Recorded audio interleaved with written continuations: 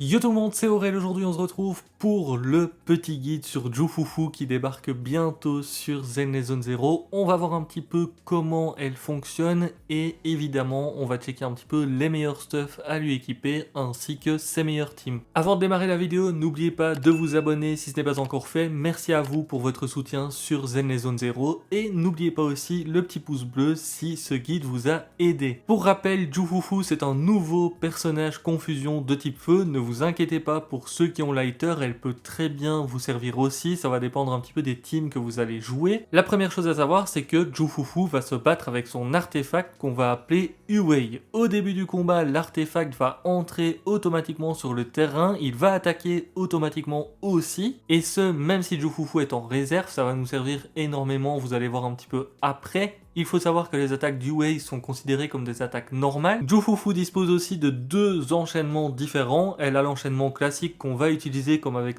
tous les autres personnages et elle a un enchaînement spécial chaudron du tigre oppresseur. Il faut savoir que Jufufu va pouvoir accumuler deux sortes de points. Vous avez des points de fougue, c'est un icône qui sera juste en dessous de votre énergie et vous pouvez aussi avoir des points de grandeur, ça c'est la jauge que vous avez en dessous de son portrait. On va commencer par les points de fougue parce que c'est ceux qui sont les plus faciles à avoir et ils vont vous servir derrière à avoir des points de grandeur. Déjà les points de fougue, vous pouvez en avoir jusqu'à 15 maximum. Un soutien de suivi va vous donner un point de fougue, ça c'est une fois toutes les 10 secondes. Une attaque spéciale X va vous donner 3 points et un ultime va vous donner 6 points. Pour les points de grandeur, vous pouvez en avoir jusqu'à 200 maximum. Vous allez voir que votre jauge d'ailleurs est séparée en deux parce que vous allez faire des choses quand vous en avez 100. Vous en avez 20 avec les attaques automatiques du Wei, donc que vous soyez sur le terrain ou pas. Vous en aurez 80 en utilisant votre attaque spéciale X, vous en aurez 100 en utilisant votre ultime. Et la dernière manière, c'est en consommant vos points de fougue. En gros, quand vous consommez un point de fougue avec votre attaque de bond maintenue, ça vous permet de gagner 25 points de grandeur. Pour revenir sur l'attaque de bond maintenue, il faut savoir que c'est une attaque de bond un petit peu spéciale que vous allez utiliser avec Jufufu.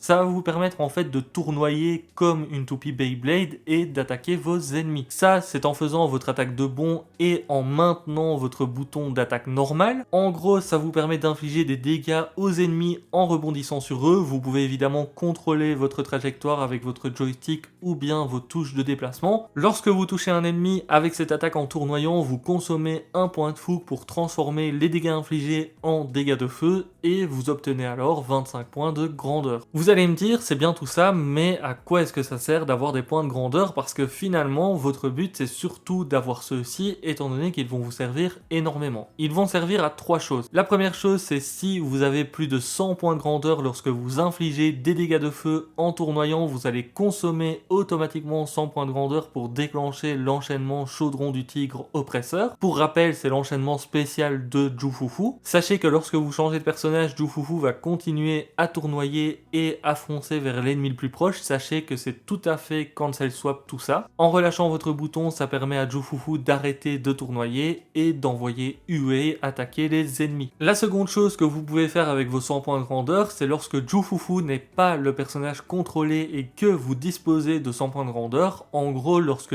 Uwei va toucher un ennemi, Jufufu va lancer automatiquement son enchaînement spécial et ça sera considéré comme un contre-coup. Ça peut vous permettre d'attaquer sans être forcément sur le terrain, donc c'est cool parce que Jufufu ne va pas tout le temps être là à prendre du temps à votre DPS ou autre notamment. La troisième utilisation des points de grandeur, ça va se faire automatiquement. En gros, quand vous utilisez votre enchaînement normal et que vous avez 100 points de grandeur, ça va les consommer et utiliser automatiquement l'enchaînement spécial derrière. Grosso modo, c'est ce que vous allez utiliser le plus dans son kit et vous avez aussi l'attaque normale qui est un petit peu spéciale parce qu'en gros, après le troisième coup, vous pouvez marteler votre bouton d'attaque normale pour attaquer à l'infini entre guillemets. C'est un petit peu comme Shinji et vous pouvez arrêter cette attaque en maintenant le bouton ou bien en arrêtant d'appuyer, ça vous permettra de lancer l'attaque finale. Comme d'habitude, on va revenir sur sa compétence principale parce qu'elle est très importante. Je vais pas revenir sur toute la compétence parce qu'il y a des choses qu'on a déjà vues juste avant. Lorsque vous avez au moins 100 points de grandeur et que Uwei touche un ennemi et que Jufufu n'est pas le personnage contrôlé, vous allez lancer l'enchaînement spécial, c'est ce qu'on a vu juste avant et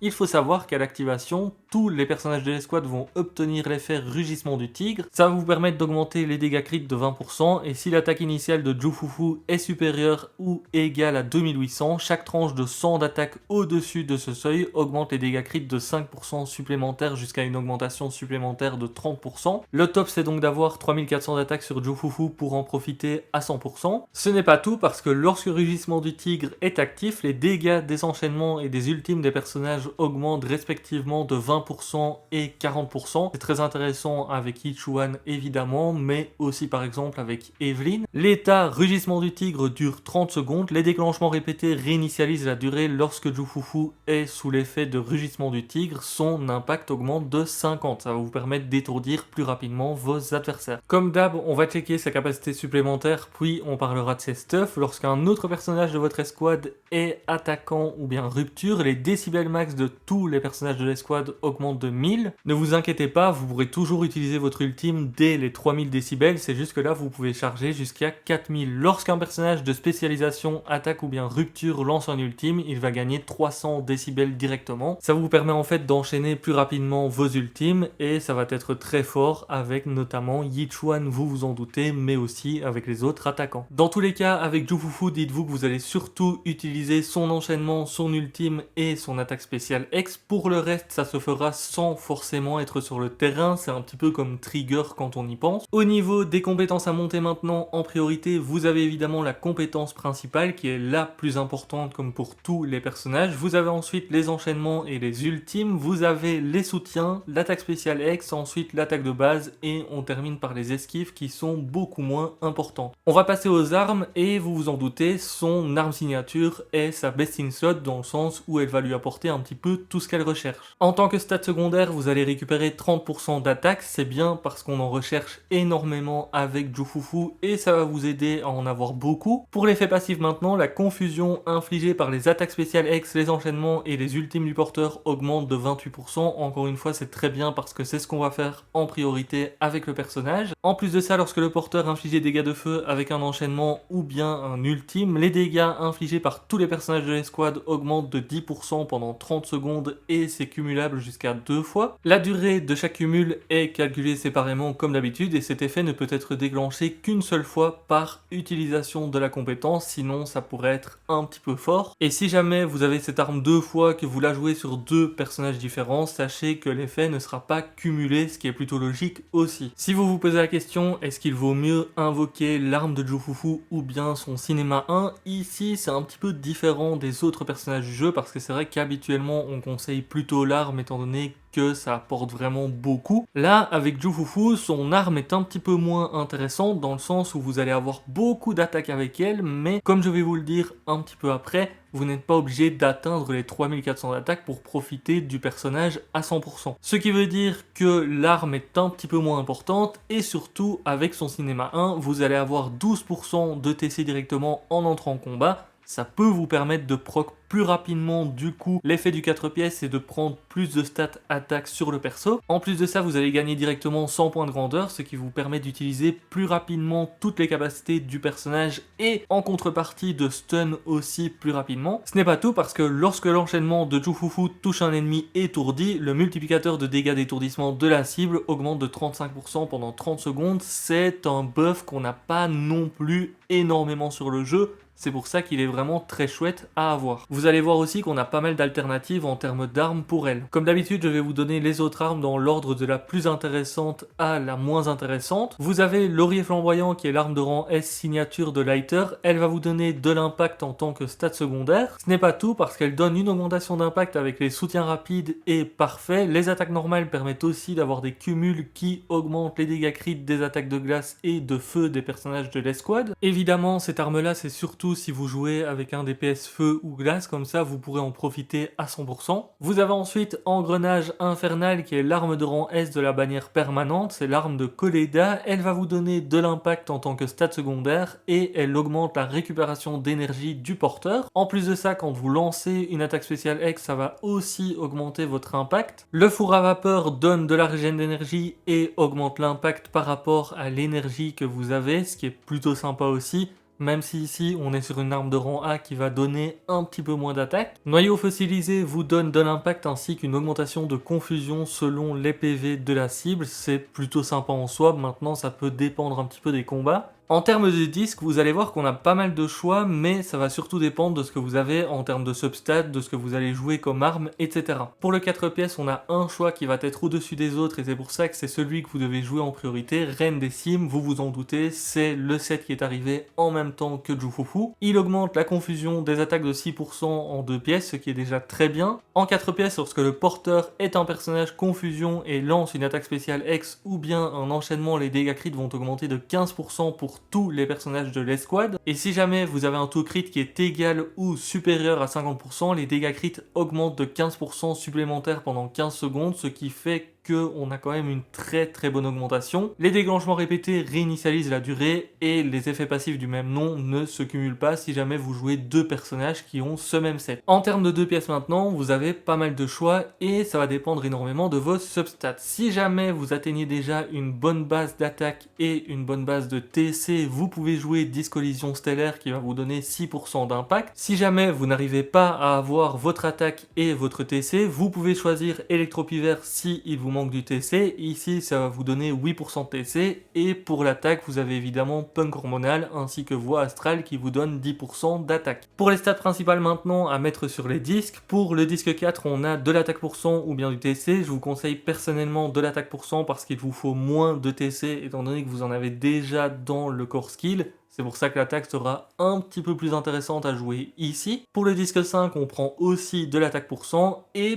pour le disque 6, on a deux choix. On a soit l'attaque pour 100, soit l'impact. Encore une fois, ça va dépendre de combien d'attaques est-ce que vous avez sans jouer un disque 6 attaque. Si vous avez déjà une bonne base, prenez de l'impact. Mais sinon, prenez de l'attaque. En termes de stats secondaires, on va en rechercher deux en priorité. On a évidemment l'attaque, donc que ça soit de l'attaque pour 100 ou de l'attaque flat. Parce que notre objectif, c'est d'atteindre les 3400. Si jamais vous n'arrivez pas à atteindre les 3400, sachez que 3100 c'est déjà une très bonne base. Ensuite, on va rechercher du TC. L'objectif, c'est d'avoir 50% pour l'effet du 4 pièces. Sachant que vous avez déjà 19,4% grâce à son core skill, il vous faudra en fait 13 procs en TC, en substat, histoire d'y arriver. C'est pour ça d'ailleurs aussi que le disque 4 est plus intéressant à prendre en attaque qu'en TC. Et dans le cas où vous ne pouvez pas assurer les 50% de TC et les 3400 d'attaque, sachez que c'est mieux d'arriver aux 50% de TC qu'aux 3400 d'attaque. Dites-vous que pour l'attaque, il faut viser au minimum 3100, c'est déjà une très bonne base, mais évidemment plus vous en avez et mieux c'est jusqu'à 3400. Pour la création de team autour de Jufufu, vous allez vouloir avoir un attaquant ou bien un personnage rupture dans l'équipe. Évidemment le mieux c'est d'avoir des persos qui profitent énormément de leur ultime, de leur enchaînement ou bien de la confusion. Vous vous en doutez, sa meilleure alliée pour le moment en termes de DPS c'est Yichuan, elles sont un peu faites pour être jouées ensemble. Vous pouvez compléter l'équipe avec Paninhu ou bien Astra ou bien même César ou un support. Personnellement, je vous conseille de jouer Jufufu à la place de votre support, comme ça vous libérez votre support, que ce soit Astraya ou autre, pour une autre équipe. Vous pouvez aussi la jouer dans la team d'Evelyn, vous vous en doutez, elle va très bien fonctionner avec, si vous n'avez pas Lighter par exemple. C'est aussi jouable dans la team d'Hugo, encore une fois pour remplacer Lighter si jamais vous n'avez pas. Vous avez aussi des teams un petit peu plus niches comme la team Feu, mais globalement on va la jouer avec Ichuan, avec Evelyn ou bien même avec Hugo. Maintenant ça peut dépendre un petit peu de si vous avez déjà Lighter ou pas. C'est pour ça aussi que Jufufu c'est pas du tout un pool obligatoire. Si vous voulez maxer votre team avec Ichuan, parce que je pense que vous êtes beaucoup à avoir invoqué dessus,